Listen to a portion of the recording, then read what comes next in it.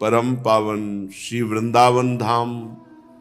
श्री वृंदावन धाम के लाडिले युगल सरकार प्राणाराध्य प्राण प्रिय श्री श्यामा श्यामजू, समस्त सहचरी वृंद, खग मृग पशु पंछी तरुलता, यमुना रसरानी रजरानी, समस्त ब्रजवासी परिकर,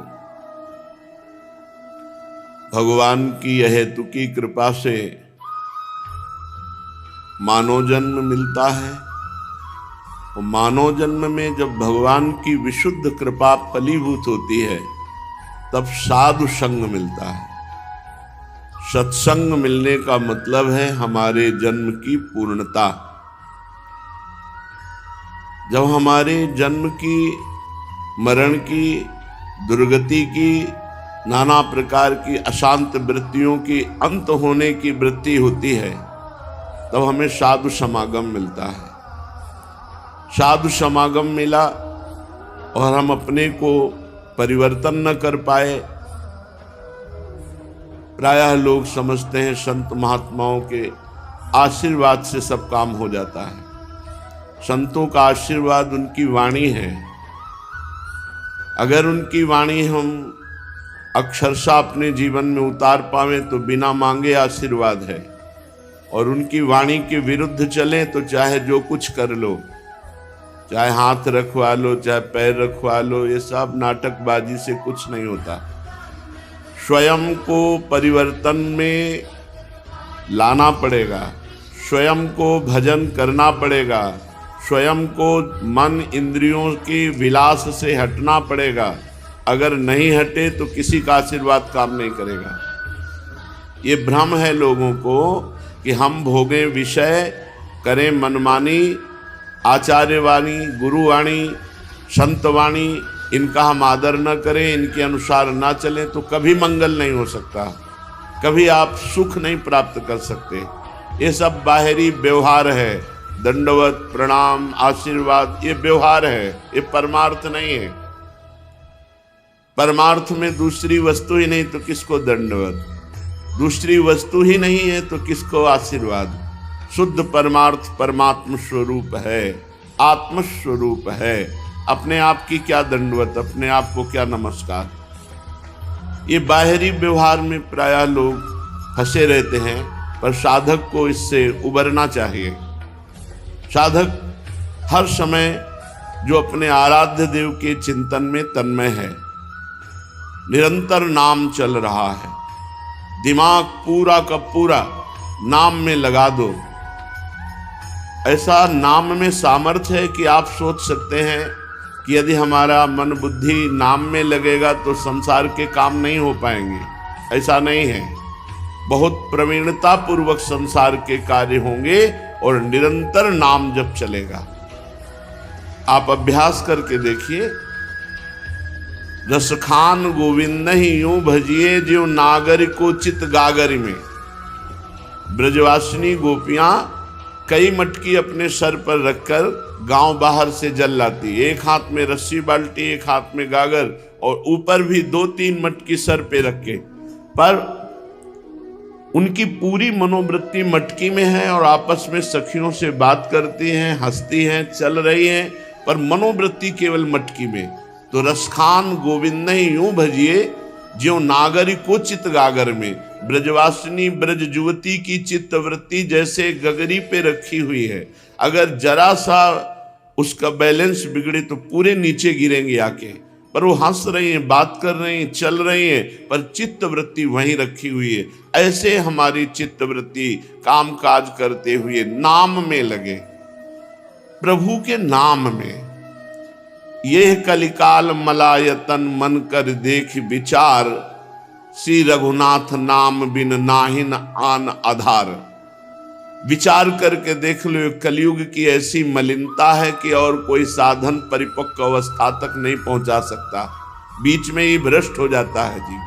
भगवान का नाम, भगवान के गुण, भगवान की महिमा ऐसी है कि अगर इसमें आप गिरेंगे भी तो भगवान आपकी रक्षा कर लेंगे। और उनका स्वभाव है जन अवगुण प्रभु मान न काऊ, दीन बंधु अति मृदुल स्वभाव। दीन बंधु मृदुल स्वभाव वाले प्रभु अपने जन के अवगुण देखते ही नहीं और कृपा करके उसे अवगुण रहित बना देते हैं, उसे महात्मा बना देते। करो सद्य ते साधु समाना। इसलिए हमारा जीवन का परम लक्ष्य नाम होना चाहिए। नाम, हर समय हम नाम जप करें। विश्वास कर लीजिए, जिसने ये बात पकड़ ली वो संसार को जीत जाएगा। संसार का स्वरूप बाहर नहीं अंदर है। काम क्रोध लोभ मोह मद मत्सर, ये षड विकार हैं। यही सब पाप कराते हैं, यही विविध प्रकार की कामनाओं के जाल में फंसाते हैं, यही हर समय अशांति उद्वेग चिंता भय शोक मृत्यु यही प्रदान करते हैं।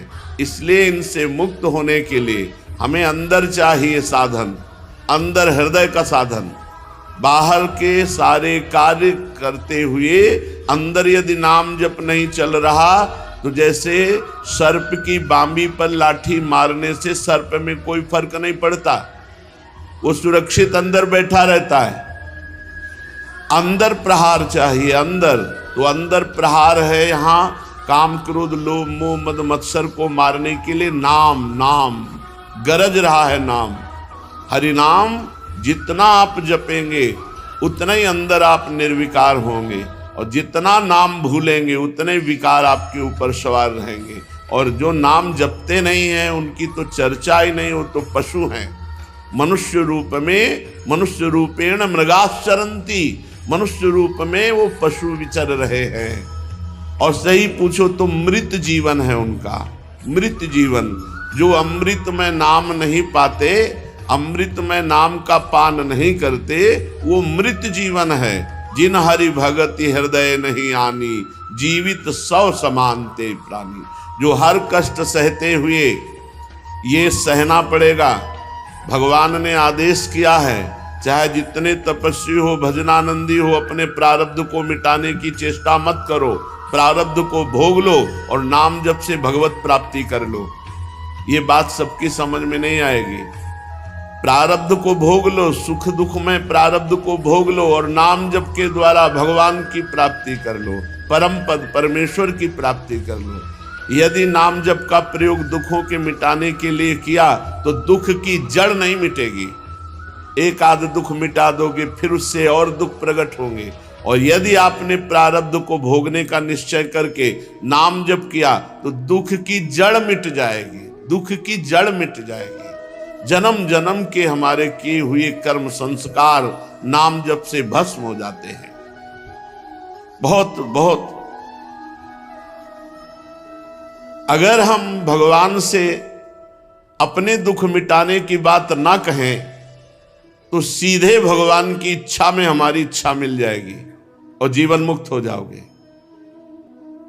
तेरा किया मीठा लागे, हरिनाम पदार्थ नानक मांगे। आप जो विधान करें हे सदगुरुदेव हे हरि, वो हमारे लिए परम मंगलमय है।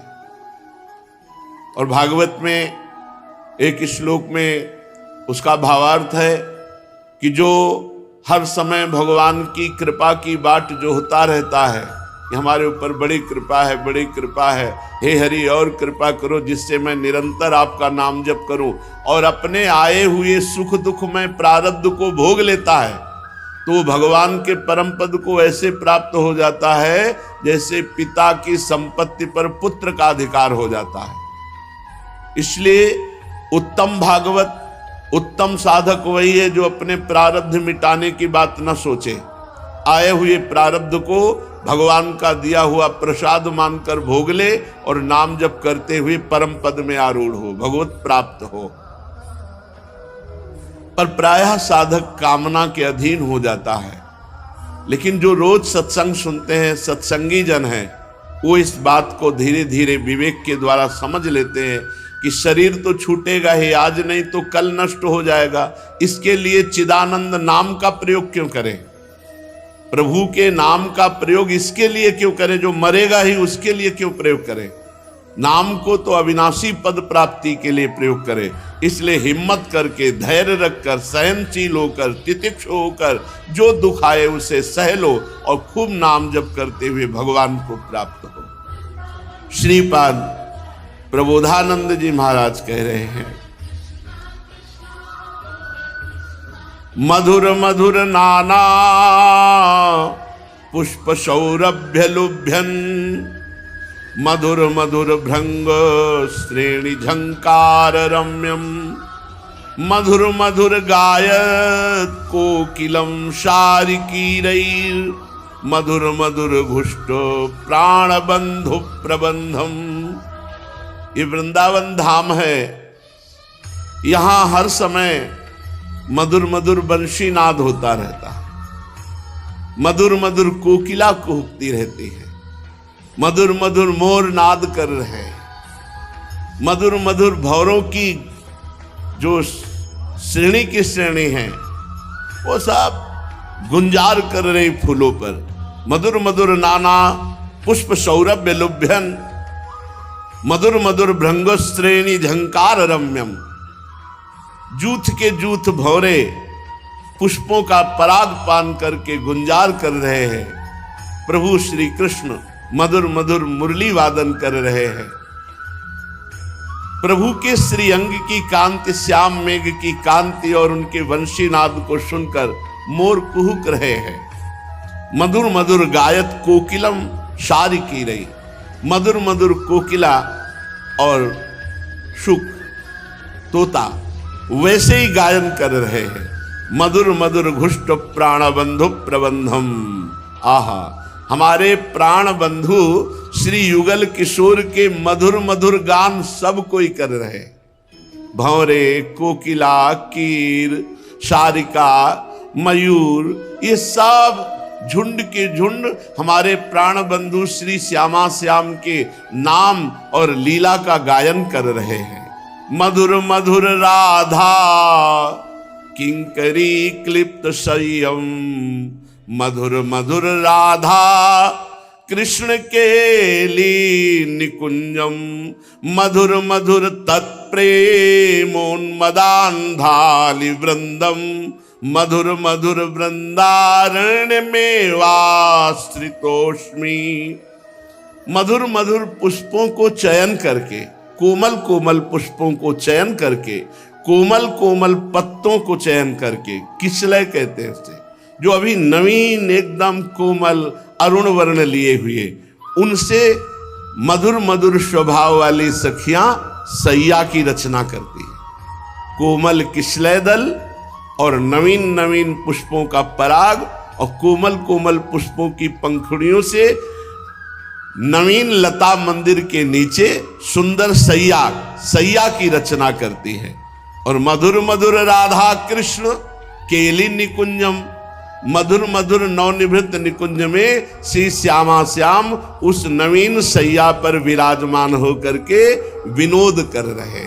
मिथुन हास परिहास परायण, पीक कपोल कमल पर झोरी। हास परिहास कर रहे हैं प्रिया प्रीतम उस सुंदर कोमल किसलय कुसुम शैया पर विराजमान होकर। मधुर मधुर तत्प्रेमोन्मदान्धालि वृंदम। श्री प्रिया प्रीतम के प्रेम में उन्मत्त हुई सखी जन जब प्रिया प्रीतम उस कुसुम सैया पर बैठ करके हास परिहास कर रहे, ये सुख का अनुभव करके उन्माद अवस्था को, प्रेमोन्माद को सखियां प्राप्त हो रही। मधुर मधुर वृंदारण्य में वास्त्रितोष्मी। ऐसे महामधुर वृंदावन का हम वास स्वीकार करते हैं, ऐसे महामधुर वृंदावन का हम आश्रय लेते हैं। इति वृंदावन कुंजे राधामंके निधाय धृत चिबुकः, प्रणयोक्ति जनित हास्यम पश्यन्नास्यम हरिमम स्फुरतु। इस वृंदावन में नवीन कुंज में नवीन सैया पर विराजमान होकर नव किशोर श्री लालजू अर्थात श्री कृष्णचंद्र जू, नव किशोरी श्री लाडली जू अर्थात श्री राधा जू के चिबुक को ऐसे कर कमल में लिए हुए मना रहे हैं। निधाय धृत चिबुकः प्रणयोक्ति जनत हास्यम, और हास परिहास कर रहे हैं। पश्यन्नाश्यम हरिमम स्फुरतु। हे वृंदावन, हे प्रभु ऐसी कृपा करो कि ये झांकी सदैव हमारे हृदय में बसी रहे। हम ये देखें कि नवनिवृत्त निकुंज की सुंदर एक लता मंदिर के नीचे सुंदर सैया पर प्रिया प्रीतम विराजमान है और श्री हरिजू अपने कर कमल से श्री राधा जू के चिबुक पे ऐसे कर कमल विराजमान करके उन्हें मना रहे हैं, फिर हास परिहास कर रहे, ऐसा मेरे हृदय में स्फुरित हो। श्रीपाद कह रहे सच्चित स्वच्छ ज्योतिरानंद सांद्रा निस्त्रैगुण्या भाति वृंदाटवीयाम। पर ये झांकी वही देख सकता है जिसका हृदय स्वच्छ हो गया है। मलिन हृदय ये झांकी नहीं देख सकता, क्योंकि दिव्य स्वच्छ वृंदावन, निर्विकार वृंदावन, निस्त्रैगुण्या भाति वृंदाटवीयम, सतोगुण रजोगुण तमोगुण माया के 3 गुणों से परे वृंदावन, और अपना हृदय अभी 3 गुणों के ही चक्र में चल रहा है। उस हृदय में प्रिया प्रीतम स्फुरित होते हैं जो निस्त्रैगुण्य, जो गुणातीत अवस्था को प्राप्त हो जाए, 3 गुणों से ऊपर, सच्चित स्वच्छ सच्चिदानंद पवित्रता हृदय में आ जाए। ज्योतिरानंद सांद्रा, महान प्रकाशमय ज्ञान से जिसका हृदय हो गया वो त्रिगुणातीत हुआ। जो त्रिगुणातीत है उसके हृदय में श्यामा श्याम प्रकाशित होते हैं। इसके लिए हमको दृढ़ता पूर्वक एक नियम लेना होगा कि जो हम पापाचरण, गंदे आचरण, जो हम बुरे आचरण, भगवत विमुख आचरण किए, प्रभु उनको क्षमा करे। लेकिन आज के बाद नियम लेते हैं कि चाहे जैसा दुख भोगना पड़े पर हम कभी पापाचरण नहीं करेंगे। बहुत कठिन है, इसको बिना नियम के नहीं छोड़ सकते आप। इसके लिए नियम लेना पड़ेगा। अब लो नशानी अब नान सही हो, अब लो नसानी अब नान सही हो। आज तक अपने जीवन को नष्ट किया, शास्त्र विमुख, वाणी विमुख, मनमानी आचरण किए। हे हरिजू कृपा करो, अब तक जो पीछे का हुआ उसे आप क्षमा कर दो और आगे ना हो ऐसी मेरे में सामर्थ्य दो। मैं नियम लूं कि आगे आपके विमुख कोई कार्य, पाप आचरण, अधर्माचरण, शास्त्र विमुख, गुरुवाणी विमुख हम कोई आचरण न करें। जो हमारे शास्त्र करे, जो हमारे गुरुदेव कह रहे हैं उसके विपरीत हम कभी न चले। पर धिक्कार है हमारे मन बुद्धि को, वो हमको विपरीत ही चलाना चाहते हैं। अब लो नशानी अब नान सही हो, राम कृपा भव निशा सिरानी, जागे फिरी न दसई हो, जागे फिरी न दसई हो। अब लो नशानी अब नान सही हो।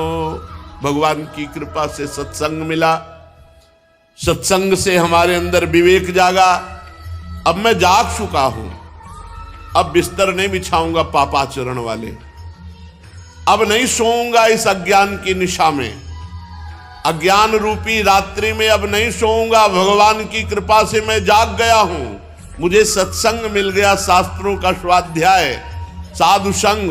अब मैं जग चुका हूं, अब मैं पापाचरण नहीं करूंगा, अब मैं गलत आहार नहीं करूंगा, गलत आचरण नहीं करूंगा, गलत व्यवहार नहीं करूंगा किसी के साथ, क्योंकि भगवान की कृपा से अब मैं जग गया हूं।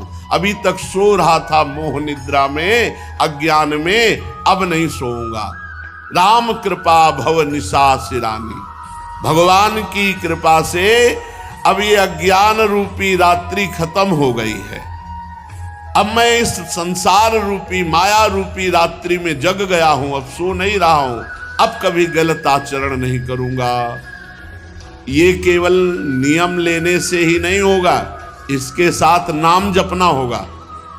नाम जप के बिना आप नियम सुबह लीजिए, शाम के टूट जाएगा, 10-5 दिन चलाओगे फिर टूट जाएगा। अगर निरंतर आपको अपने नियम का पालन करना है, सतत नाम जप करना होगा। नाम जप के बिना आप बलहीन होंगे, जब चाहेगी माया आपको परास्त कर देगी। इसलिए गोस्वामी जी आगे लिखते हैं, पाए नाम चारु चिंतामणि, उर करते न खसई हो, उर करते न खसई हो। बड़ी कृपा हो गई, गुरु कृपा से परिचय मिल गया नाम का, नाम की महिमा जानने में आ गई, नहीं तो पूरा जीवन व्यर्थ चला जाता है। भाई आप 50 वर्ष ब्रह्मचर्य रहे हो, आप इस बात का अभिमान करते हैं कि मैं ब्रह्मचारी हूं, और 5 मिनट दुराचार हो गया तो 50 वर्ष का ब्रह्मचर्य पानी फिर गया। लेकिन 5 बार नाम जप किया है, आपसे भारी से भारी अपराध बन जाए तो 5 नाम आपको बचा लेंगे। पूरे भव समुद्र में डूबने से 5 नाम आपको बचा लेंगे। नाम के समान केवल नाम है, भगवान भी नहीं, भगवान भी नहीं। को बड़ छोट कहत अपराधु, सुनि गुण दोष समुझिए साधु। ये नाम स्वामी है और नामी सेवक है। देखी रूप नाम आधीना, भगवान के रूप का साक्षात्कार कराने की सामर्थ्य नाम में है। अरे कहां तक नाम की महिमा का वर्णन करे, स्वयं नामी भी नाम की महिमा का वर्णन करने में असमर्थ है। कहूं कहां लग नाम बढ़ाई, राम न सके नाम गुण गाई। इसलिए पाए नाम चारु चिंतामणि, उर करते न खसई हो, अब लो नसानी अब ना नसई हो, अब लो नसानी अब ना नसई हो। भगवान की कृपा से संसार रूपी रात्रि में अब मैं जग गया, और जग करके क्या पाया? नाम। नाम नाम रूपी सुंदर चिंतामणि मुझे गुरुदेव ने दी। गुरु मुख से मिला हुआ नाम ये चारु चिंतामणि है, और इसे कहां रखना है? हृदय में।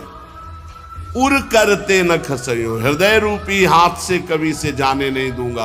अर्थात हर समय हृदय में जैसे धड़कन होती दिल में, ऐसे हर धड़कन के साथ हमारे नाम चलेगा। पकड़ो, आज तक जो हुआ सो हुआ, उसकी तुम चिंता मत करो, आप संभालो। गई सो गई, अब राख रही को। जो रह गई है श्वासें, उनमें भजन कर लो, काम बन जाएगा। जितनी आपकी श्वासें, इतनी में भगवत प्राप्ति हो जाएगी। नाम न छूटने पावे, पायो नाम चारु चिंतामणि, उर करते न खसई हो, अब लो नशानी अब ना नसई हो। श्याम रूप शुचि रुचिर कसोटी, चित कंचन ही कसई हो, अब लो नसानी अब ना नसई हो। गोस्वामी जी कह रहे हैं, पवित्र भगवान का जो श्याम मेघ के समान रूप है, अब उसे कसौटी बनाकर अपने चित्त को कसूंगा कि नाम जप का परिणाम है हर समय प्रभु का रूप ध्यान में बना रहे।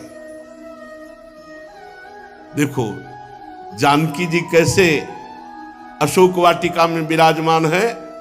नाम पाहरू दिवस निशि, ध्यान तुम्हार कपाट। हर समय प्रभु का ध्यान रूपी दरवाजा बंद, बाहर से किसी का प्रवेश नहीं, अंदर अपने आराध्य देव का रूप विराजमान हृदय में, हर क्षण नाम जप चल रहा। ये 2 बातें बहुत जोर की है। श्री राधा वल्लभ लाल को हृदय ध्यान मुख नाम, जपत हरि विवश तव नाम प्रतिपद, विमल मनसि तव ध्यान ते निमिष नहीं टरिवो। हर समय नाम जब चल रहा है और इष्ट देव का ध्यान चल रहा है, जीत गए माया पर। यही कसौटी है साधक की कि हृदय रूपी कर से नाम ना छूटने पावे, बहुत बड़ी चिंतामणि है। और आपका नाम ठीक चल रहा है, इसकी कसौटी है रूप की झलक आपके हृदय में होनी चाहिए। श्याम रूप सुचि रुचिर कसौटी, चित्त कंचन खसयो। हमारा चित्त प्रभु के रूप में लगा है कि नहीं? तो बोले पर बस जानी हस्यो न इंद्रिन, निज बस हुए न हसई हो,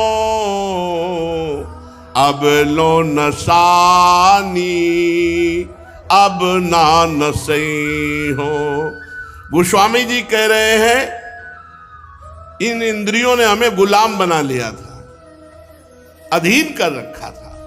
जब जो इंद्रियां चाहती वही करती और हमारी हंसी उड़वाती। मन माना नाच नचा दिया इन मन और इंद्रियों ने। अब नाम जप के प्रभाव से अब मैं समझ गया हूं, परबस जान हंस्यो इन इंद्रिन, अब निज बस होए ना सही हो। अब इंद्रियों को अपने अधीन कर लिया, किसके बल से? नाम जप से। मन और इंद्री को अधीन कर लेना बहुत कठिन है। हिमालय को उठाना कठिन है, उससे भी ज्यादा कठिन है मन को रोक लेना। तूफान को रोक लेना सहज है, लेकिन उससे भी कठिन है मन और इंद्रियों को विषय भोगों से मोड़कर परमात्मा में स्थित करना। ये बल प्रदान करता है नाम। जितना नाम जापक है उतने उच्च कोटि का जितेंद्रिय और मनोनिग्रही होगा। और जो केवल बातें बनाता है, नाम जप नहीं करता, तो फिसड्डी। जब मन आया इंद्रियां आई, जैसा वैसा आचरण करवा लिया। अभी तक तो करवा लिया, अब नहीं कर पाए, क्योंकि हमारे पास नाम रूपी परम बल है। अब मैं इंद्रियों को अपने अधीन करके हंसी नहीं उड़वाऊंगा। मन मधुकर पन के तुलसी, रघुपति पद कमल बसे हो, अब लो नसानी अब ना नसे हो। अब मैं नियम लेकर के, प्रण करके मन रूपी भ्रमर को एकमात्र श्री भगवान के चरणों में, भगवान के चरण कमल में मन रूपी भ्रमर को लगाऊंगा। बस नियम लेकर अब विषय भोगों की तरफ मन और इंद्रियों को नहीं जाने दूंगा। बड़ी हंसी उड़ाई, अब ऐसा नहीं होने पाएगा, क्योंकि हमारे पास नाम रूपी बल है। नाम रूपी बल से हम इंद्रियों पर विजय प्राप्त करके मन रूपी भंवरे को भगवान के चरण कमल का प्रेम रूपी पराग पान कराऊंगा। अब ये प्रण लेता हूं कि मन और इंद्रियों को विषय भोगों में नहीं जाने दूंगा। नाम बल से अब तक बड़ी हानि हुई, अब हानि नहीं होने देंगे। अब तक बड़ी हंसी उड़वाई, अब हंसी नहीं उड़वाएंगे, नाम के बल से। श्रीपाद कह रहे हैं जिसका हृदय निर्मल हो जाता है, जिसका हृदय माया के गुणों से ऊपर उठ जाता है, उसके हृदय में प्रिया प्रीतम की झांकी आती है, जो निरंतर भजन परायण है। इसलिए शरीर से कोई पापाचरण ना होने पावे, वाणी से किसी की निंदा ना होने पावे, और मन से निरंतर अपने इष्ट देव का नाम जप करो तो इस परमार्थ साधन पर आगे बढ़ जाओगे। जो लोग अपनी जबान को दूसरों का मांस खवाने में, अच्छे अच्छे पदार्थ खवाने में लगाए हुए हैं, ये साधक नहीं हैं। ये तो केवल मनोरंजन कर रहे हैं।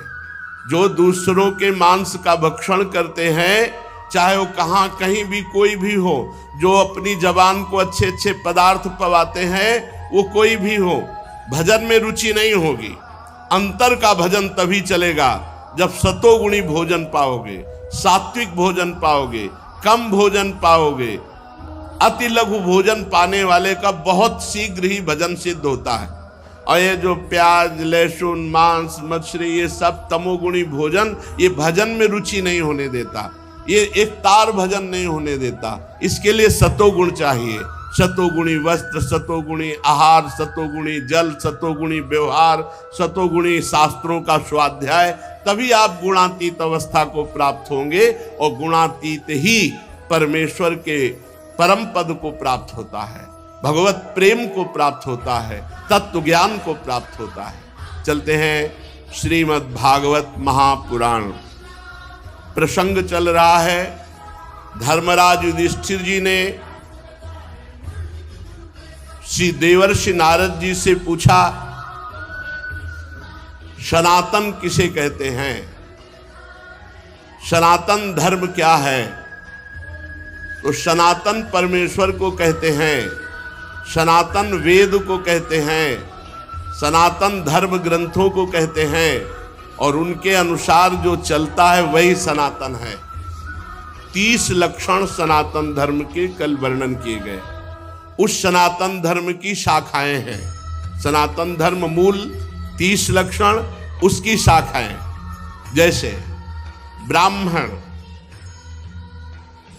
ये वंश परंपरागत परम पवित्र ब्राह्मणत्व से युक्त पिता और माता से उत्पन्न, ये जन्म और कर्म दोनों से महान। जन्म परम पवित्र तपस्वी पिता ब्राह्मणत्व से युक्त, और माता तपस्विनी पातिव्रत धारण करने वाली ब्राह्मणत्व से युक्त, उससे जो संतान हुई, ये जन्म ब्राह्मणत्व का। और कर्म ब्राह्मणत्व, शास्त्रों का अध्ययन करना, शास्त्रों को अध्ययन कराना, दान लेना, दान देना, यज्ञ करना, यज्ञ कराना, ये 6 कर्म ब्राह्मण के हैं। जन्म और कर्म दोनों से ब्राह्मणत्व का सनातन धर्म की एक शाखा है, उसका वर्णन करते हैं। दूसरा छात्र धर्म, इसमें कभी मांगना नहीं लिखा। छात्र धर्म में कभी हाथ फैलाकर मांगना नहीं लिखा, घोर अपराध माना जाता है। इसीलिए भरत जी महाराज जब तीर्थराज प्रयाग में गए तो उन्होंने कहा कि मेरे हृदय में इस पवित्र संगम तीर्थ में, जिसके संपूर्ण धर्म अर्थ काम मोक्ष की पूर्ति करने की सामर्थ्य है, उस प्रयागराज से मेरे हृदय में मांगने की इच्छा हुई है। पर आरत काह न करे कुकर्मू, मांगो भीख त्याग निज धर्मो। छात्र धर्म में मांगना नहीं लिखा, लेकिन आज मैं अपने इस धर्म का त्याग करके मांगता हूं। क्या? धर्म नार्थ न काम रुचि, गति न चहो निर्वाण, जन्म जन्म रति राम पद, यह वरदान ना। छात्र धर्म में देखो, कल वर्णन किया गया था अहिंसा, मन वचन कर्म से किसी को दुख नहीं पहुंचाना। पर हमारे सनातन धर्म की एक शाखा छात्र धर्म। अगर हमारे धर्म पर आंच आ जाए, कोई हमारे धर्म की हानि करना चाहे, तो हमारे चाहे प्राण चले जाएं, पर हम उसको आगे नहीं बढ़ने देंगे। अपने धर्म की रक्षा के लिए हम युद्ध करेंगे, अपने धर्म की रक्षा के लिए हो सकेगा तो हम अपने प्राण दे देंगे, लेकिन धर्म की हानि नहीं होने देंगे।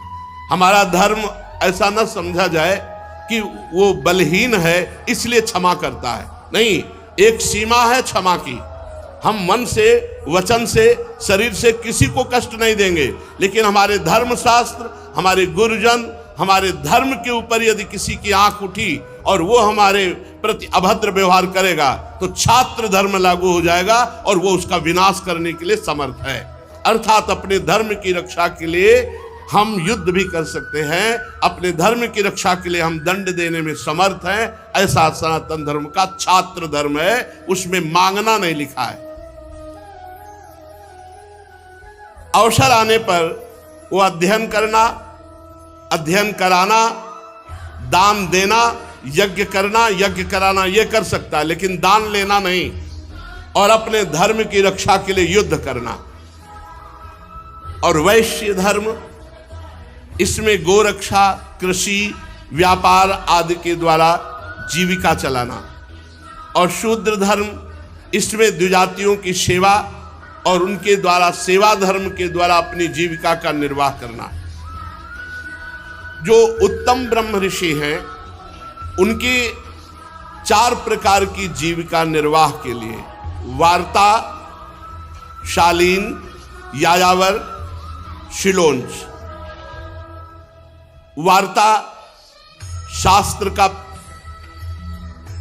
वार्ता करके, शास्त्र का प्रवचन करके और जो उससे बिना मांगे मिला उससे जीवन यापन करना। शालीन, कोई उपाय नहीं, अपने आप जो आ गया उसी से जीवन निर्वाह करना, उसे शालीन कहते हैं। और यायावर,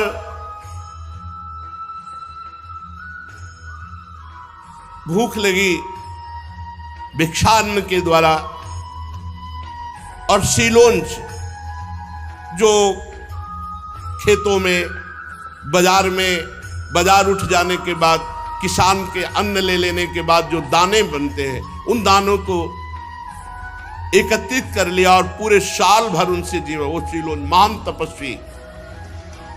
ऋत, अमृत, प्रमित, सत्यानित, ये वृत्तियां बड़ी पवित्र वृत्तियां हैं।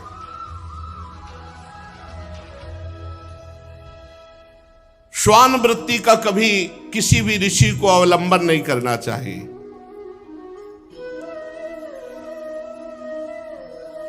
श्वान वृत्ति, कुत्ते की वृत्ति का कभी अवलंबन नहीं करना चाहिए। आगे वर्णन करते हैं, बाजार में पड़े अन्न को उंच कहते हैं और खेतों में पड़े हुए अन्न को शिल कहते हैं। उसको जो बीन करके पूरे 12 महीना जीवन निर्वाह करता है उसे शीलोंच वृत्ति कहते हैं। ये बड़ा ऋत है, अर्थात तुम्हारी तपस्या पूरी की पूरी सुरक्षित है, इसमें कभी कोई आपकी तपस्या में हानि नहीं हो सकती। और शालीन वृत्ति कहते हैं, बिना मांगे जो कुछ मिल जाए, इसे आकाश वृत्ति भी कहते हैं। जो प्रारब्धानुसार भगवान ने दे दिया, मांगा नहीं, उसी से जीवन निर्वाह, इससे भी आपकी तपस्या, इसे अमृत वृत्ति कहते हैं। शीलोंच वृत्ति को ऋत और शालीन आकाश वृत्ति को अमृत वृत्ति कहते हैं। ये हमारे भारत के ऋषियों की वृत्ति रही है। शीलोंच वृत्ति, शालीन वृत्ति, इसे अमृत वृत्ति कहते हैं। और नित्य मांग करके बस उतना ही लेना जितने से पेट भर जाए, उसे यायावर वृत्ति कहते हैं, पर इसे मृत वृत्ति कहते हैं। ऋत, अमृत और मृत, इसे मृत वृत्ति कहते हैं। इससे अहंकार नष्ट होता है। इसीलिए प्रायः संन्यास पद्धति में भिक्षान्न, चाहे वो बैरागी किसी भी मार्ग का हो, भूख लगेगो मांग खाऊंगो गिनो न सांझ सवेरो, क्योंकि जब किसी से रोटी मांगे तो अहंकार नष्ट होता है। इसीलिए इसे मृत वृत्ति कहते हैं। सबसे ऊंची वृत्ति ऋत, जो शीलोंच, उससे भी ऊंची वृत्ति अमृत, जो आकाश वृत्ति से भगवान दे दे, कभी ऐसे मांगने की कुछ नहीं, कभी नहीं मांगने की वृत्ति, उसे अमृत।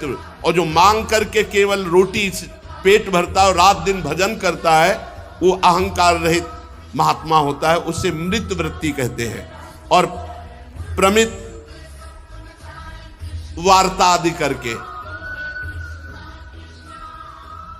उपाय किया, प्रवचन आदि करके फिर जो मिला, उसमें मांगना नहीं है, उसमें जो मिल गया स्वाभाविक, उसे प्रमित कहते हैं। और फिर व्यापार आदि के द्वारा, उसे वाणिज्य आदि के द्वारा वो सत्यानृत कहते हैं। ये प्रायः नहीं स्वीकार करते, ऋषिजन इसे स्वीकार नहीं करते। व्यापार आदि के द्वारा उदर पोषण नहीं। और श्वान वृत्ति कहते हैं किसी धनी पुरुष की चाटुकारिता करना। देखा धनी पुरुष से पीछे पीछे डोल रहे हैं और उसे रिझा रहे हैं और वो कुछ चंद रुपए दे दिया, इसे कुत्ते की वृत्ति कहते हैं। महात्मा को, साधक को ये कुत्ते वाली वृत्ति नहीं अपनानी चाहिए। ये शास्त्रीय सिद्धांत है, ये श्रीमद् भागवत महापुराण श्री कृष्ण द्वैपायन भगवान व्यासदेव जी के द्वारा रचित है। और ये सिद्धांत में सबसे बढ़िया है अमृत वृत्ति। अमृत बिना मांगे बिना चाहे आकाश वृत्ति से जो आ गया उसे अमृत कहते हैं। उत्तम ऋत वृत्ति सिलोंच, जो बाजार में अन्न पड़ा हुआ है या खेतों में अन्न पड़ा हुआ है, किसान अपना उठा लिया, वो उसमें जो दाने मिले उससे 12 महीना निर्वाह करना। लेकिन ये स्वान वृत्ति धनी पुरुषों की चाटिकारता, उनके पीछे डोलना, धनी ऊपर बैठे और नीचे बैठकर बातचीत, भागवतिक वार्ता या शास्त्रीय प्रवचन, ये बहुत ही कुत्ते की वृत्ति ना धारण करे, श्वान वृत्ति ना धारण करे, इसमें निषेध किया गया है। ये श्वान वृत्ति ना धारण करे, आग लगे इसे पैसे में जो धनियों की चाटुकारिता करके पेट भरना पड़े। अपने अपने धर्म का पालन करने से भगवान की प्रसन्नता प्राप्त होती है। शम इंद्रियों का दमन, दम मन का दमन, तपस्या धर्म में चलने पे जो कष्ट होता है उसको सहना, शौच शरीर पवित्र मन पवित्र, संतोष हर परिस्थिति में धैर्य धारण करके संतोष, कोई इच्छा न करना, और क्षमा, यदि कोई हमें सता रहा है तो क्षमा कर देंगे। लेकिन हमारे धर्म को बस यहां क्षमा शब्द का अर्थ समझना है। कई लोग इसको ना समझने के कारण वो हानि कर बैठते हैं। हमें गाली दोगे हम सह जाएंगे, हमें तुम अगर पीड़ा पहुंचाओगे तो सह जाएंगे, लेकिन हमारे धर्म को पीड़ा पहुंचाने की कोशिश की, हमारे राष्ट्र को, तो फिर हम तुम्हें क्षमा नहीं करेंगे। वहां ये क्षमा नहीं, वहां फिर कायरता कहलाती है, उसे क्षमा नहीं कहते। हमें गाली दो हम सह जाएंगे, हमें आप पीड़ा पहुंचाओगे तो सह जाएंगे, लेकिन हमारे धर्म को, हमारे राष्ट्र को अगर पीड़ा पहुंचाने की कोशिश की तो उसे हम फिर क्षमा नहीं करेंगे। ये हमारा धर्म है। सबके अंदर एक बात होनी चाहिए, अपने धर्म के लिए प्राण त्यागना, अपने राष्ट्र के लिए प्राण त्यागना। अगर ये बात नहीं तो फिर क्या कि हम एकांत में बैठे, नहीं, जरूरत पड़ी तो हम अपने राष्ट्र के लिए प्राण दे देंगे, अपने धर्म के लिए प्राण दे देंगे। हमें कष्ट होगा हम सह जाएंगे, लेकिन हमारे धर्म पर आंच आई, हमारे राष्ट्र पर बात आई तो हम अपने प्राण त्याग सकते हैं राष्ट्र सेवा के लिए, धर्म रक्षा के लिए। सरलता, बाहर और भीतर कपट ना रखना, ये सरल स्वभाव कहा जाता है। जो अंतर चल रहा है वही वाणी में हो, जो वाणी में हो वही हृदय में हो, जो हृदय और वाणी में हो वही आचरण में हो, इसे सरलता कहते हैं। ज्ञान, एक सत्य भगवान सच्चिदानंद सब में विराजमान है, ये ज्ञान। दया, इसलिए सबके प्रति द्रवित होकर के सेवा की भावना रखना। भगवत परायणता, निरंतर अपने प्रभु का स्मरण। अभ्यास योग युक्ते ने चेतसा नान्यगामिना, ऐसा अभ्यास बना लो कि कभी भगवत गुणानुवाद श्रवण कर रहे हैं, कभी भगवत गुणानुवाद कर रहे हैं, कभी नाम कीर्तन कर रहे हैं, कभी वाणी जी का गायन कर रहे हैं, कभी भगवत रूप ध्यान कर रहे हैं, कभी भगवत सेवा का ऐसा अभ्यास बना लो कि तुम्हारा चिंतन कभी प्रभु से हटे ना। इसे भगवत परायणता कहते हैं। और सत्य, वाणी में सत्य, आचरण में सत्य, और आपके हृदय में भी सत्य हो, तभी आप सच्चिदानंद को प्राप्त होंगे। ये ब्रह्म ऋषियों में पूर्ण रूप से विराजमान रहते हैं, ये ब्रह्म ऋषियों के लक्षण हैं। धर्म के रक्षा के लिए युद्ध का अवसर आने पर बहुत ही उत्साह होना, ये सब सनातन है। जितना वर्णन करे सब सनातन है, ये सनातन धर्म की शाखाएं हैं। ब्रह्म ऋषियों का ब्राह्मण जो ब्राह्मणत्व को धारण करके चराचर जगत को तप और पवित्रता के द्वारा सुख पहुंचाते हैं। छात्र धर्म में जो अपनी शूरवीरता के द्वारा सबकी रक्षा करते हुए धर्म पूर्वक जीवन यापन करते हैं। ऐसे ही सनातन का वैश्य और चातुर्वर्ण है, जो युद्ध में उत्साह और वीरता और धैर्य, तेजस्विता, त्याग, मनोजय, क्षमा और ब्रह्म ऋषियों के प्रति भक्ति, ये छात्र धर्म के अंतर्गत विराजमान रहता है। ये उत्तम छात्र धर्म में ये लक्षण विराजमान होंगे। युद्ध के प्रति उत्साह, वीरता, धैर्य, तेजस्विता, त्याग, मनोजय, क्षमा और ब्रह्म ऋषियों के प्रति भक्ति।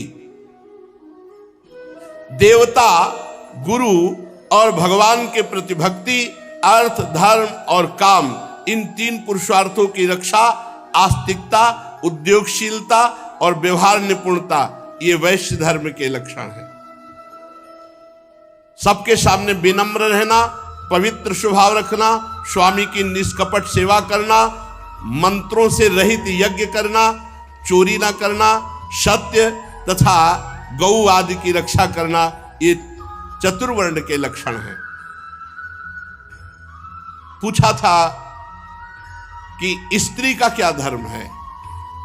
सब धर्मों का वर्णन श्री देवर्षि नारद जी कह रहे हैं। वही स्त्री परम पद में आरूढ़ होती है जो अपने पति को भगवान का स्वरूप समझती है। मेरे लिए मेरे भगवान मेरे पतिदेव हैं। भगवान सब में विराजमान है, फिर अपने पतिदेव में भगवान मान ले तो बात बन जाए। पर ऐसा नहीं कि पत्नी पति को भगवान माने और पति पत्नी को, ऐसा नहीं। पत्नी के प्रति भी भगवत भाव रखना चाहिए, क्योंकि उसमें भी भगवान विराजमान है। पत्नी को चाहिए कि पति की आज्ञा में रहे, उनकी सेवा में रहे, उनके अनुकूल रहे। पति को प्रसन्न रखना उसका परम कर्तव्य है। ऐसे ही पत्नी के प्रति पति का भाव होना चाहिए कि वो भी उनके अनुकूल रहे, उनको प्रसन्न करने की चेष्टा करे, तभी गृहस्थ धर्म परिपूर्ण माना जाएगा। जो अपने पति को ईश्वर मानती है उसे पतिव्रता कहते हैं। जो पतिव्रता होती है वो परम पद में आरूढ़ होती है। कितना बड़ा बल पतिव्रता का। अनुसुईया जी की परीक्षा लेने के लिए ब्रह्मा विष्णु महेश तीनों भगवत स्वरूप गए, तो भगवान विष्णु, भगवान शंकर, भगवान ब्रह्मा जी 6-6 महीने के बालक बन गए, पालने पे झुला दिया।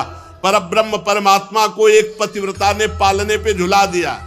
काफी समय हुआ, तीनों देवियां आई नारद जी के द्वारा प्रेरित होकर के। उन्होंने देखा 6-6 महीना के बालक, तब विनय की। तो उन्होंने कहा धैर्य रखो, जब जवान होंगे तब हम ब्याह करेंगे आपसे, फिर आप ले जाना। अनुसुईया जी के चरणों में पड़ गई तीनों देवियां। तब उन्होंने प्रभु से प्रार्थना की कि प्रभु ये पालने में आप हमें जो बाल सुख दिए, आप हमें वो सुख छीन नहीं सकते, आप हमें वो सुख प्रदान करें, फिर जाएं। तो भगवान श्री हरि के अंश से दत्तात्रेय जी, भगवान महादेव जी के अंश से दुर्वासा जी और भगवान ब्रह्मा जी के अंश से महात्मा चंद्रमा मुनि, ये तीन उन्हीं पालने पे फिर गए। ये पतिव्रता के सामर्थ्य यमराज की बुद्धि को चक्कर में डाल दिया और सत्यवान को और अपने पूरे मातृपक्ष और पितृपक्ष दोनों को महान बना करके अपने पति की आजीवन के लिए आयु मांग ली। बड़ी सामर्थ्य है पातिव्रत धर्म में। जो स्त्री अपने पति के अनुकूल रहकर पातिव्रत धर्म का, अब ये धर्म सब शास्त्रों में लिखे रह गए भाई। ये गर्लफ्रेंड बॉयफ्रेंड ये जानेंगे पातिव्रत धर्म क्या है? ये धर्म ग्रंथ है, सुन लो। बड़े भाग्यशाली हो तो आज से शुरू कर दो सत्य मार्ग पे चलना, नहीं तो महीना भर ये बॉयफ्रेंड और ब्रेकअप, फिर ये बॉयफ्रेंड ब्रेकअप। ये शास्त्र लागू होगा? ये शास्त्र लागू होगा? बहुत धर्म की हानि हो रही है। विदेशी जो भावनाएं हैं, ये अपनी भावनाएं नहीं भारत की, ये जो विदेशी व्यभिचार भावनाएं हैं, इनका त्याग करना चाहिए, आदर नहीं करना चाहिए। वो हमारी धारण कर रहे हैं वृत्तियां, वो धोती लगा रहे हैं, कांच पहन रहे हैं और चोटी लगा रहे हैं, माला ले रहे हैं, और आप क्या कर रहे हैं? उनकी गलत धारणाओं को अपने हृदय में धारण कर। देखो कैसा है हमारा शास्त्र धर्म, कैसे निरूपण कर। इसी से परम पद मिल जाए। अपने पति को भगवान मानकर उनकी आज्ञा में रहना और पति को अपनी पत्नी के अनुकूल रहकर उसकी मनोकामनाएं पूर्ण करना, दोनों बड़े प्यार से गृहस्थी धर्म में, तो वो गृहस्थ धर्म भी भगवान की आराधना बन गई। साध्वी स्त्री को चाहिए झाड़ू लगाते समय, पोछा लगाते समय, लीपते समय, चौक पूरते समय, अपने शरीर को सजाते समय मधुर मधुर भगवान का नाम स्मरण करें। भगवान का नाम स्मरण, कितना बढ़िया भजन है। सोहनी लगा रहे, पोछा लगा रहे, जो भी कार्य कर रहे हैं भगवान का नाम जप करते हुए कर रहे, इसी से भगवत प्राप्ति हो जाएगी। गृहस्थ में भी गोपी जनों ने कोई सन्यास नहीं लिया था बाहर से, लेकिन बड़े बड़े सन्यासी गोपियों की चरण धूलि की याचना करते हैं। जब परमहंस सुखदेव जी महाराज गा रहे हैं उनके जस का, जब उद्धव जी जैसे परम ज्ञानी उनकी चरण रज की आकांक्षा कर रहे तो औरों की क्या। बृहस्पति शिष्य परम ज्ञानी महात्मा भगवान श्री कृष्ण के अभिन्न स्वरूप उद्धव जी याचना करते हैं कि वृंदावन की गोपियों की चरण रज हमारे माथे पे लगे। क्यों? क्योंकि हर समय लीपते बुहारते हर समय भगवान का स्मरण कर रहे हैं, भगवान की मंगल लीलाओं का स्मरण कर रहे हैं। जो गृहस्थ में रहते हुए पति पत्नी विनम्र, झगड़ा नहीं, इसीलिए बड़ा संकट में है गृहस्थ धर्म और विरक्त धर्म दोनों। विरक्त धर्म इसलिए है कि आप जैसे अपवित्र आचरण करके हमें भिक्षा देंगे वैसे ही हमारी बुद्धि होगी।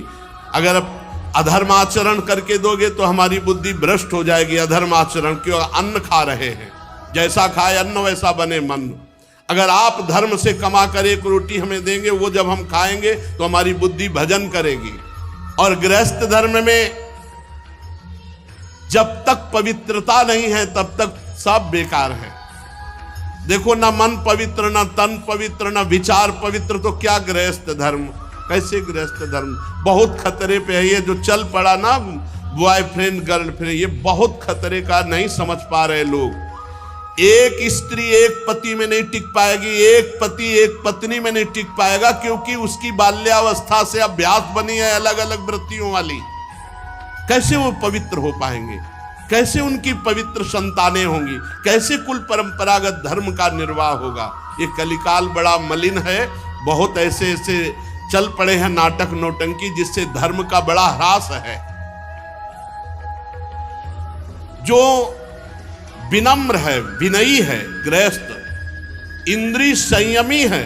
कहां इंद्रिय संयम? यहां तो इंद्रियों का खुला व्यभिचार शुरू है, खुला व्यभिचार। गृहस्थ धर्म महान धर्म है जिससे विरक्त भी वहीं पैदा हुए, बड़े बड़े आचार्य गुरुजन भी उन्हीं गृहस्थों के यहां पैदा हुए। तो गृहस्थ धर्म कोई छोटा धर्म नहीं है, पर बड़ा महान धर्म है। महान इस बात में है कि वो गृहस्थ होते हुए विनयी है, वो गृहस्थ होते हुए इंद्रिय संयमी है, वो गृहस्थ होते हुए पवित्र है, भगवान का भजन करता है, इसलिए महान है। जो प्रिय वचनों से आए हुए अतिथि की सेवा करता है। तुम्हारे दरवाजे पे कोई आ गया, मधुर वचन, आइए स्वागत है आपका, कम से कम आसन और जल, बैठिए, पानी पीजिए, इतना तो सब कोई कर सकता है। भोजन और आगे की बातें ना हो तो हाथ जोड़ दे, पर आए हुए दरवाजे पर भिक्षुक अतिथि कोई भी आया हो, प्रिय वचन, आसन और जल, तीन चीजें तो सब कोई दे सकता है। प्यार से बोल सकते हो, पानी के लिए पूछ सकते हो, एक आसन पे बैठाल सकते हो। इसके बाद वो जो मांग रहा है हमारी सामर्थ्य नहीं, हमारी श्रद्धा नहीं, तो मना कर सकते हैं। अपने कर्तव्य में सावधान रहे, पवित्र प्रेम पूर्ण व्यवहार करे। जो पति परायणा होती है और जो एक पत्नी व्रत होता है, उसके यहां भले वैभव न दिखाई दे, लेकिन उसके यहां शांति होगी, सुख होगा, एक आनंद होगा। अब मेहनत करके पति कमा के आ रहा है और घर में व्यभिचारिणी स्त्री है और ये देख करके उसकी छाती जल रही, या पत्नी बहुत धर्मात्मा है, पति व्यभिचारी है तो उसका हृदय जल रहा है, ये बहुत गलत है। अपने धर्म को समझो। ये शरीर का जो व्यभिचार प्रवृत्ति है ये नरक पहुंचा देगी। पति वंचक पर पति रति करई, रौरव नरक कल्प सत परई। जो स्त्री अपने पति को छलावा करके दूसरे पुरुष से सहवास करती है वो रौरव नरक पर। अगर पुरुष दूसरी किसी पत्नी से ऐसा करता है तो फिर नरकों के वर्णन में सुना ही है कि लोहे की स्त्री जलती हुई और कल्पों तक भी चिपकाया जाता है, ले आलिंगन करो, फिर वहां हाय हाय मचता। इसलिए होश में जो गृहस्थ धर्म नारद जी वर्णन कर रहे हैं, जो गृहस्थ धर्म में पति पत्नी एक भाव प्रेम संबंध और बड़े पवित्र रहते हैं, विनयी हैं, उनके घर में भले आपको करोड़ों अरबों रुपया न दिखाई दे, लेकिन शांति होगी, सुख होगा, बड़ा आनंद रहता है। गृहस्थ धर्म बड़ा, ऐसा थोड़ी कि निकृष्ट कोई गृहस्थ धर्म है।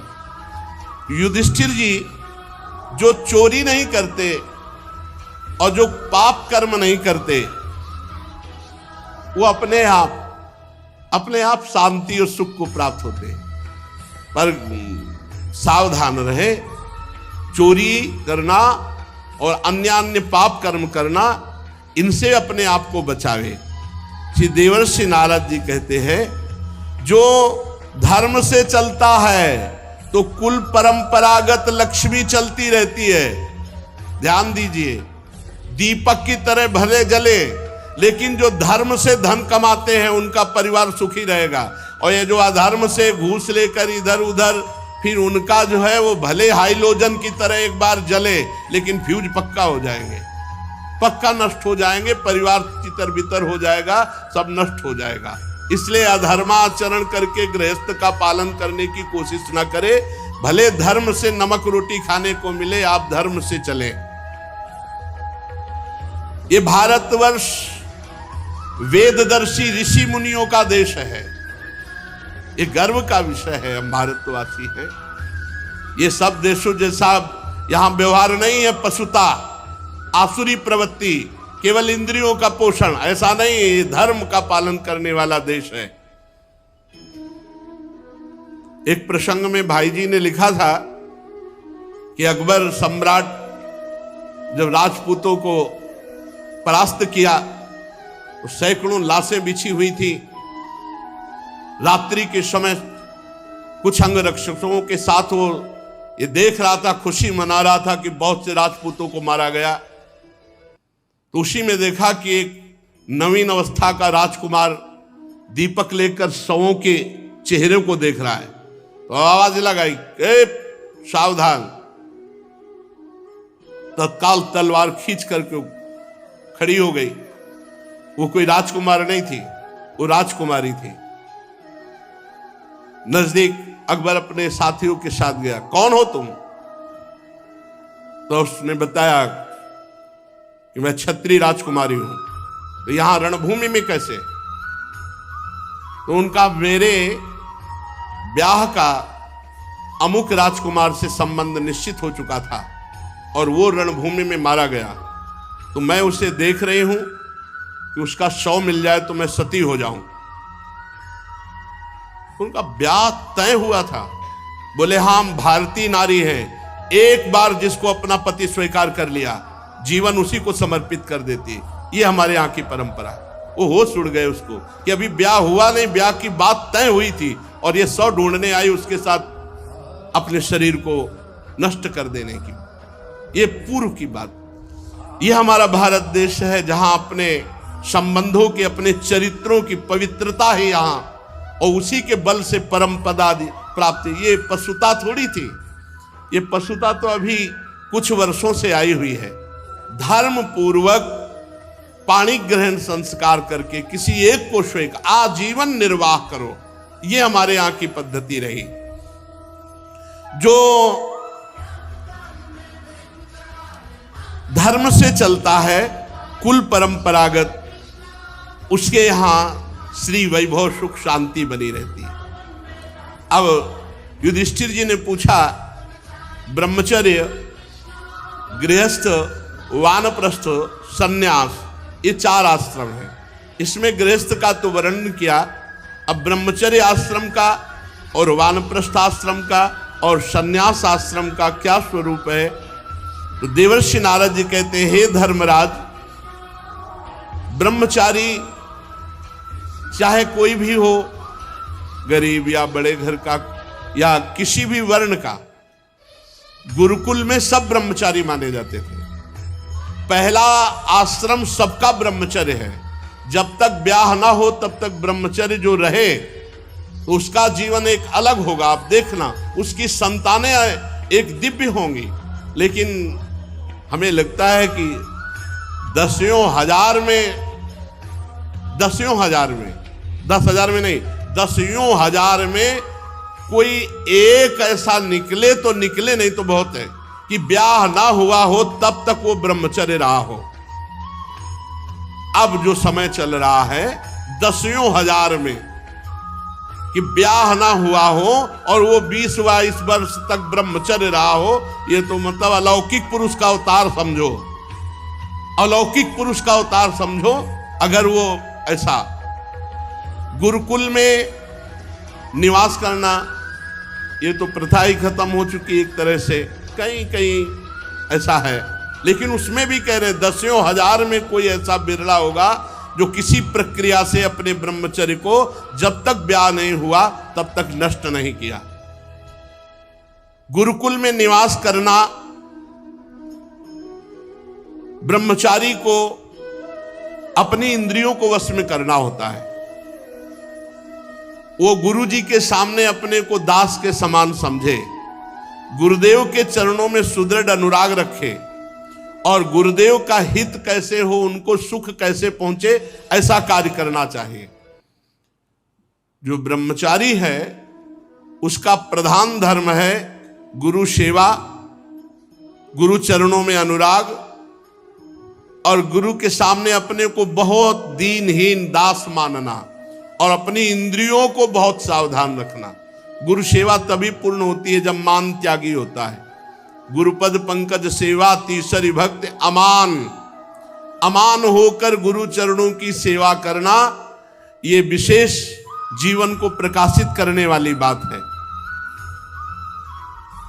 ब्रह्मचारी को चाहिए कि जो भिक्षा मांगकर लावे वो गुरु के सामने समर्पित कर दे और गुरु की आज्ञा से ही उसको पावे। और ब्रह्मचर्य आश्रम में मौन व्रत का जरूर आश्रय ले, ज्यादा बातचीत विषय वासना बढ़ाती है। एकाग्र रहे और गायत्री का जप दोनों संध्याओं में या तीनों संध्याओं में जैसा समय मिले वैसा, त्रिकाल संध्या या 2 काल की संध्या। और गुरु जी जब बुलावे तो क्षुद्र दास की तरह हाथ जोड़कर उनके सामने अनुशासन में रहे और गुरु के द्वारा पढ़ाए हुए शास्त्रों का एकांत में चिंतन करे, मनन करे, स्वाध्याय करे। जब गुरुदेव आवे तो हाथ जोड़कर खड़ा हो जाए, फिर उनके चरणों में सिर टेक कर प्रणाम करे, फिर हाथ जोड़कर बैठ जाए और जो वो उपदेश करे फिर उसे बड़े ध्यान से सुने। ब्रह्मचारी को चाहिए मेखला, मृगचर्म, वस्त्र, जटाजूट, दंड, कमंडल, यज्ञोपवीत और कुशा ये हर समय धारण करे। ये अपने लोग भगवत कृपा से मृगचर्म हटा करके और सब धारण किए। मेखला भी धारण थी मूंज की और वस्त्र श्वेत और जटाएं भी थी और दंड पलाश का और कमंडल और यज्ञोपवीत और कुशा चोटी पे और 108 कुशा की मुट्ठा और गायत्री अनुष्ठान। सायंकाल 24 घंटे में एक बार भिक्षा करे ब्रह्मचारी। 24 घंटे में ब्रह्मचारी को एक बार सायंकाल भोजन पाने के लिए आज्ञा है, तभी वो ब्रह्मचर्य पचा पाएगा। गुरुदेव आज्ञा दे तो पाए, अन्यथा ना पाए। गुरुदेव ना बोले तो प्रणाम करके भिक्षा रख के चले गए। गुरुदेव आज्ञा दे तो पाए। बड़ी गुरु आज्ञा पर पूरा जीवन समर्पित जिन्होंने कर दिया, निहाल हो गए। और अपने चरित्र की रक्षा के लिए हर समय सावधान रहे ब्रह्मचारी। ये चरित्र के लिए बहुत हानिकारक है मोबाइल, क्योंकि इसमें सारे चरित्रहीन विषय भी भरे पड़े हैं। यद्यपि गुण ना हो तो कोई स्वीकार ही न करे, इसलिए माया ने गुण भी रख दिया है कि आप इससे सत्संग भी सुन सकते हैं, आप अच्छी बातें भी सुन सकते हैं, लेकिन एकांत में सत्संग कोई बिरला सुनेगा। एकांत में तो फिर संसारिकता की तरफ मन भागता है। इसलिए बचो, उस समय तो थे ही नहीं जब अपने लोगों का नैष्ठिक ब्रह्मचर्य था, मोबाइल नहीं था। किसी को सूचना पहुंचानी, आज मरा है तो 15 दिन तक लगते थे। एक चलता था पोस्ट कार्ड, और एक नीला नीला ऐसे जो बंद करके दो चलते थे, एक पोस्ट कार्ड खुला इतना बड़ा 15 पैसे का, और ज्यादा जरूरी हो तो तार होता था, तार कर दो ऐसे ऐसे। और अब तो मोबाइल चल गया है, मोबाइल से बचो, ये बहुत हानिकारक है। साधु महात्माओं के लिए तो खास करके विशेष हानिकारक है, बच्चों के लिए भी बहुत हानिकारक है, बहुत हानि। इतना बड़ा बच्चा सर्च करके दुनिया की बात निकाल देगा, आज तक मोबाइल खोलना नहीं आया। ये जो हम देखते हैं, जो हम सुनते हैं, जो हम बोलते हैं, उसका मनन होता है। ब्रह्मचर्य रहने के लिए हमको ना वो देखना है, ना सुनना है, ना बोलना है जो हमारे भजन में विघ्न पहुंचावे। स्त्री शरीर, पुरुष शरीर और कोई भी किसी भी शरीर से भी अपने धर्म के विरुद्ध आचरण करने की चेष्टा ना करे। जो ब्रह्मचर्य से आजीवन ब्रह्मचर्य, क्योंकि ब्रह्मचर्य से गृहस्थ आश्रम भी जाया जाता है और ब्रह्मचर्य से विरक्त आश्रम, ब्रह्मचर्य दोनों के लिए अनिवार्य है, चाहे वो गृहस्थ में जाना हो चाहे वो विरक्त में। गृहस्थ आश्रम में यदि नहीं जाना और ब्रह्मचर्य का आजीवन व्रत लेना है, तब तो बहुत सावधान हो जाए। आजीवन के लिए नियम ले ले कि कामी पुरुष और कामिनी का कभी भी संग नहीं करेंगे। एक हरकत जहां समझ में आ जाए, देखो बुद्धिमान मनुष्य शरीर है, पता चल जाता है एक दृष्टि से, एक हरकत से कि इसका स्पर्श करना, इसका देखना, इसका बोलना किस भाव से है। साधक को सावधान रहना चाहिए जो आजीवन ब्रह्मचर्य रहना चाहता है। इंद्री बड़ी बलवान है, ये प्रयत्न करने पर भी मन को क्षुब्ध करके विषयों की तरफ खींच लेती हैं। युवक ब्रह्मचारी को किसी भी युवती से किसी भी तरह का संग ना करे, संभाषण, हंसना, खेलना, कोई भी, बहुत सावधान रहे। ऐसे ही युवती ब्रह्मचारिणी को एकांत में प्रिय से प्रिय, पूज्य से पूज्य संबंधों में भी विकार आने की संभावना है। इसलिए बहुत काल एकांत सेवन किसी माता बहन के साथ नहीं, पूज्य से पूज्य, प्रिय से प्रिय संबंधों में भी विकार आने की संभावना है। ऐसी माया प्रचंड है। कोशिश करे कि एकांत में कभी संभाषण, हंसी मजाक करने की चेष्टा ना हो। कोशिश करे ऐसा जिनको आजीवन ब्रह्मचर्य रहना है। जब तक किसी को भगवत प्राप्ति नहीं हो जाती, तब तक कोई भी हो ये काम आदि दोष परास्त कर देंगे।